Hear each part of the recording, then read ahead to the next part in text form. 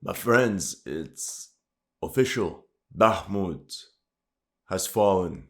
Yep, but this is it. May 20th, 2023. Bakhmut has fallen. All of Bakhmut is under Russian control. I talked about this outcome for some time. A long time. But since day one, the writing was on the wall. It was just a matter of time. Here you can see two Russian soldiers making their way on the top of one of the high-rise buildings, raising their banner on the city of Bakhmut, or rather Artemovsk. Russia has won the battle. And from this footage was extracted this still frame where we can see the celebration of the Wagnerians holding both the Russian flag but also the flag of the PMC. After months of fighting, the men from the orchestra are celebrating their victory. What the media called a bunch of convicts armed with shovels are now literally popping champagne. And hold on, is that a Fortnite dance? And here's a historical footage to remember. The commander of the 1st Assault Detachment of the Wagner Group, Alexander Kuznetsov, call sign Ratibor, hoisted both the flags of Wagner and of Russia on the last high-rise building in Bakhmut, yelling the words, "Victory." And here's a geolocations of every flag raising in Bakhmut on May 20th. Meanwhile, here's another Russian war reporter posing in front of the Bakhmut city entrance sign.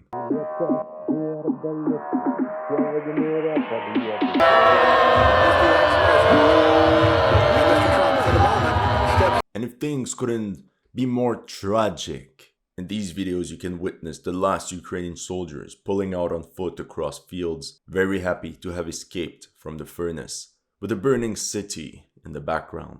The Russians also ended up pursuing the retreating Ukrainian columns and captured the strategic village of Hromove. Let's see if they will further exploit their attacks or if they will consolidate their gains. In my latest video about Bakhmut, someone posted this comment and it really touched me, so I pinned it. I feel bad for both sides. Many lost their lives and their loved ones. We'll never see them again. And how could we forget the most colorful character of the Bakhmut saga, the bandmaster of the orchestra.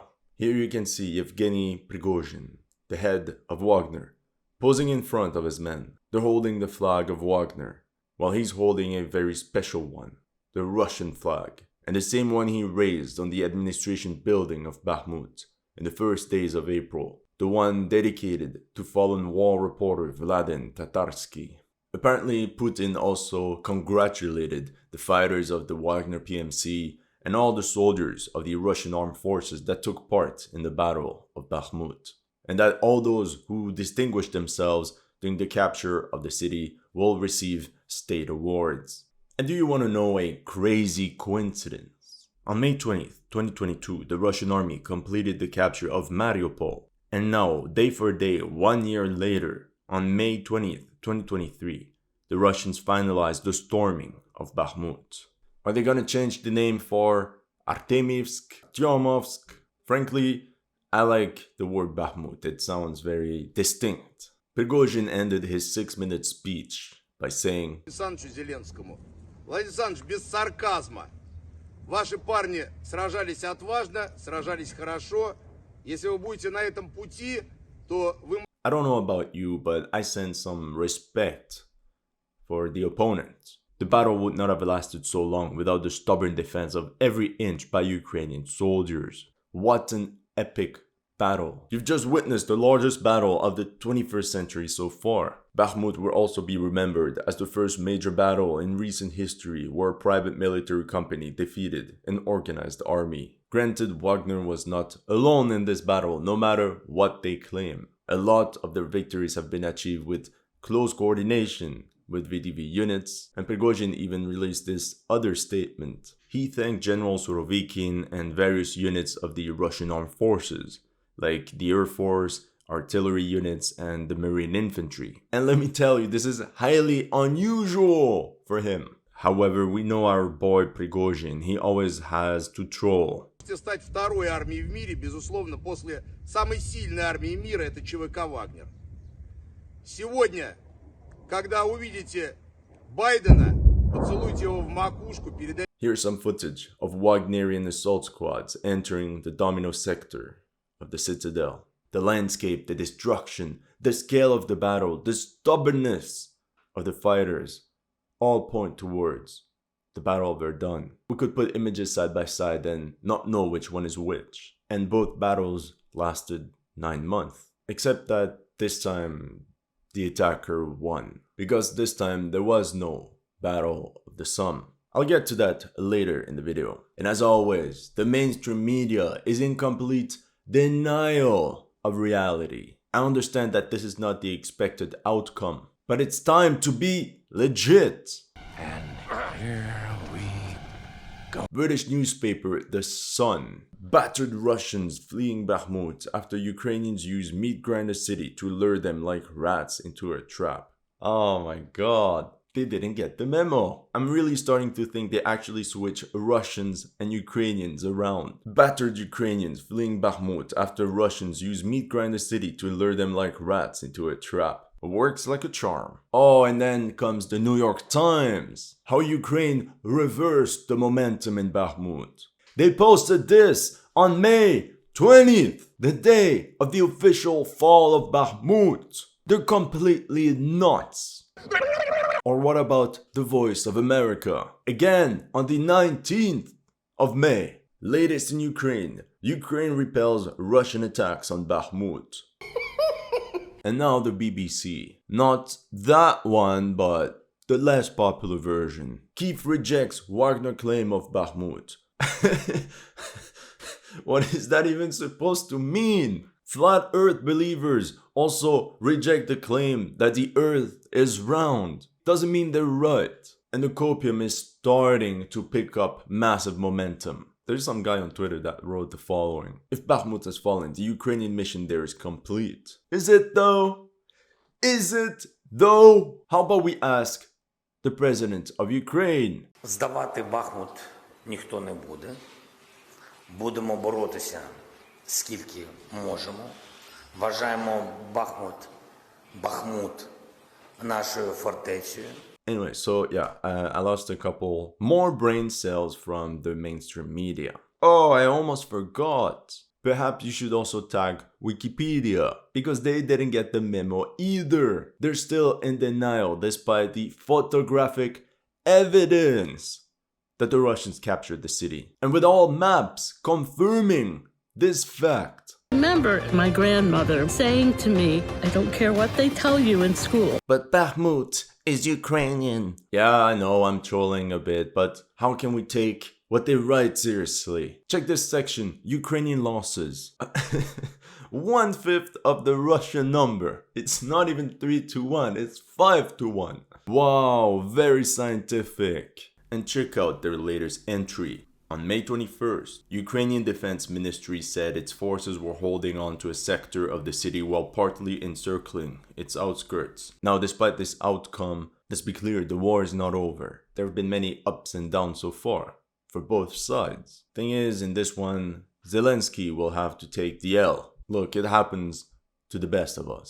Remember that Churchill had to go through the disaster of the BEF in France, the disaster in mainland Greece, and then right after in Crete, the surrender of the Tobruk garrison, and then the fall of Singapore, everything back to back. The problem is that in March 2023, Zelensky vowed not to abandon Fortress Bakhmut. But for sure there will be a moral impact of this battle, especially since Zelensky put so much political attention on the city and promised that he would never fall to the enemy. I even learned the lyrics of Fortezia Bakhmut by heart. It sounds so good. Volyu, Vohan, Ilyuch, Stini Horyat v boju. Mama, a ja stoju. Mama, a ja v stroju. Nene, ja boryus. But in any case, do not go check out their comment section in the newest comments. The rough, savage comments. I really hope they can come up with such a banger for their next song, Fortress Chasiv Yar. Chasiv Yar holds for now. Oh yeah, talking about Chasiv Yar. a report mentioned that the Ukrainian grouping from Bakhmut is reported to be retreating to Chasiv Yar, where a new line of defense has been established. That's exactly what I said month ago. History would be the most important. Straighten the front line and center your defense on Chasiv Yar. It makes me sad how many lives wasted for the exact same outcome. And I also love all the experts that were interviewed by the mainstream media. Here I found a crispy one from Switzerland. Despite successes in the city center, the expert is certain Russia has already lost the Battle of Bakhmut. Now hand it over! You can't do that to me! Goddamn! I also stumbled on this video a few weeks ago. French TV channel LCI had this video titled Russian Failure at Bakhmut, posted around March 28th. Being an analyst is not about having everything right, but mainly about how you construct your argument, and if it follows logic and rational thinking, and with all the information you have available, if you put the pieces together, you should get some sort of correct analysis. But in this case, in a huge lack of luck and misunderstanding of the actual situation on the ground, right after the video was posted, maybe a day or two later, Wagnerians broke through downtown Bakhmut, and the entire Ukrainian defense just collapsed. And in the description of the video, he writes the following: to make up for their failure in Bakhmut, the Russians are now threatening to use nukes. Whoa, experts talking about nukes. Rings a bell. Where did I hear this already? And in this video, he talks about how Ukraine won the winter campaign. Actually, what was the mission of the Ukrainian army? Here's the list of all Ukrainian units involved in the Battle of Bakhmut. Among them 6 out of the 8 of Ukraine's elite offensive guard brigades, without counting artillery. In total, 36 brigades of foot soldiers, plus roughly 22 separate battalions. That's roughly the equivalent of 180,000 Ukrainian troops involved at one point in time in the battle. This is not a successful diversion when you yourself have diverted the bulk of your army there. So when German journalist Julian Röpke claims that Ukraine did not sacrifice its best reserves to hold the city, no, it's false. What about all the footage of Western armored vehicles like the Wolfhounds, the French Vabs, and various artillery pieces, including all the self-propelled artillery that was specifically sent to defend Bakhmut? Bruh. That's because in the latest hours, many articles were released claiming that Bakhmut is actually semi-encircled by Ukraine after their latest counteroffensive, which was more like a tactical counterattack carried in order to secure the withdrawal routes of the Bakhmut garrison. And looking at the map of Mikael Waltersons, a former officer of the Swedish Armed Forces, who do you think is actually semi-encircled? We often talk about the Ukrainian spring counteroffensive, but realistically speaking, the best moment for Ukraine to attack would have been in winter. And the Russians knew this, they expected this. The Russian army was in disarray, the Mobiks had no training, there were no fortifications on the front line. It was the best moment to strike. So what the Russians did was to divert the attention of the Ukrainian army away from Zaporozhye. And the Ukrainian army took the bait. And who was sent forward? The infamous Wagnerians, with Prigozhin waving his flag and all his PR stunts to make sure that the attention of all the world media was on Bakhmut, which increased the stakes for the Ukrainian army that always doubled down. And then another cope is when people say, yeah, it's just a small city that the Russians couldn't capture. It's a small town in Donbass that nobody cares about. Truth is, majority of historic battles take place in the most inconspicuous places. Unknown fields and rivers that nobody could even place on a map. To my American friends, think of turning points, important battles like Saratoga, or even Gettysburg, for example. Gettysburg was a small rural town of roughly 2,000 inhabitants in the middle of nowhere in Pennsylvania, utterly unimportant. However, it became of utmost importance the moment 170,000 Union and Confederate soldiers decided to fight for it for 3 consecutive days. A battle which left almost a third of them KIA or wounded. And it's the same thing for Bakhmut. It became important the moment that both armies unleashed everything they had in order to control it. Understandably, after the outcome of the battle, some Ukrainian troops are salty. The men of the 93rd Brigade wrote the following on Telegram. Zelensky or Zaluzhny are obliged to comment on this somehow tonight. If they wait a couple more weeks, like they did with Solidar, then it will just be an insult to the fallen defenders and the entire Ukrainian people. For your information, these guys of the 93rd Brigade are the real deal, and they formed the Ukrainian rear guard. They were among the last Ukrainian soldiers to depart Bakhmut. They fought hard to protect the retreat of their comrades to the safe zone. The 93rd Brigade was deployed around Bakhmut since October 2022, and they've been fighting there ever since. And they literally carried the team in the urban area of Bakhmut. Remember this video? It means the entire 93rd Mechanized Brigade is holding this entire front line by itself. And as you can see, its presence is confirmed by the military land deployment map. They also wrote the following. This is not the time to be discouraged. Now you need to keep Chasiv Yar and other nearby points, because further is Slavyansk and Kramatorsk. I said it so many times, the actual important city to hold is Chasiv Yar. This is the high point that overlooks all the strategic cities in Donbass. And Slavyansk is really symbolic for the Russians because this is where the first separatists, the first pro-Russian separatists actually took up arms and fought against the Ukrainian army. And to end this video, I checked on the first time I mentioned Bakhmut in my previous videos. And in another coincidence, it was almost day for day 1 year ago. But seriously, Russians captured Popasna and now they're fighting their way through towards Bakhmut. Yes, the Battle of Bakhmut took forever. On November 30th, I mentioned that Bakhmut was defended by 20,000 Ukrainians. We're talking about 20,000 Ukrainians against 30,000 Russians. For me, with such odds, there's no chance they could hold. But to my surprise, the Ukrainians doubled down, tripled down, because the Ukrainian grouping in Bakhmut then later grew to 60,000 men, which as you can imagine delayed my previous forecasts. And at last, the Ukrainian grouping in Bakhmut rose to 80,000 if you count up all the surrounding reserves. Где-то в среднем получается около 80 тысяч задействовано.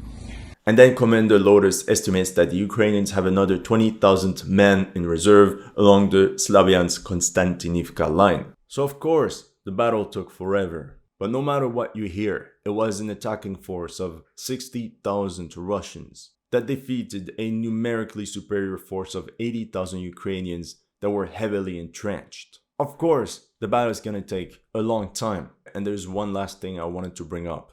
In his victory speech, Prigozhin called out Shoigu and the entire Ministry of Defense, all these bureaucrats, by calling them crooks and corrupt. Huge accusations. So let's see what's going to happen with this. That's all I have for you today. Let me know in the comment section what you thought of my analysis. If you're new to this channel, make sure to like and subscribe. And if you want to support my work, make sure to check out my Patreon or PayPal. The links are in the description below.